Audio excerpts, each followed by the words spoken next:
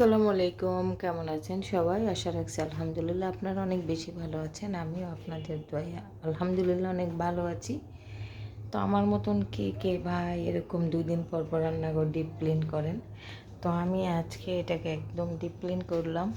তো প্রতিদিনই করা হয়, তারপরও ডিপ ক্লিন করলে আমার কাছে ভালো লাগে, তাই একটু ভিডিও করে রাখলাম, তো আপনাদের সঙ্গে একটু শেয়ার করলাম।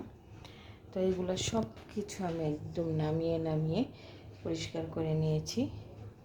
এগুলো তো প্রতিদিনই ধোয়া হয়, তারপরও পরিষ্কার করে নিয়েছি সুন্দর করে।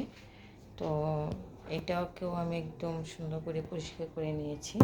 এই পানিটা রেখে দিই, পানি যদি না থাকে তাহলে রান্না করার জন্য কাজে লাগে। তো এটাকে আমি 1 মাস পর পর চেঞ্জ করি। এই জায়গাগুলো আমি একদম সুন্দর করে ডিপ ক্লিন করে নিয়েছি।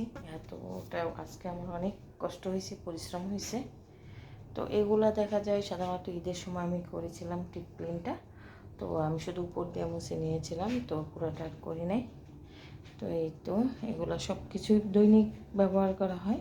তো এইগুলোতে আমার অত একটা কষ্ট হয় নাই। তো অন্যান্যগুলোতে ওয়াল টোয়াল যখন পরিষ্কার করছি তো আমার অনেক কষ্ট হয়েছে।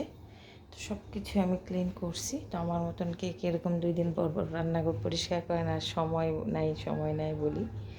তো কেমন হলো আমার রান্নাঘর ক্লিনটা কমেন্ট করে জানাবেন। ভালো লাগলে অবশ্যই একটা লাইক দিবেন, শেয়ার করবেন। তো ভালো থাকবেন সবাই। আল্লাহ হাফিজ। আসসালামু আলাইকুম।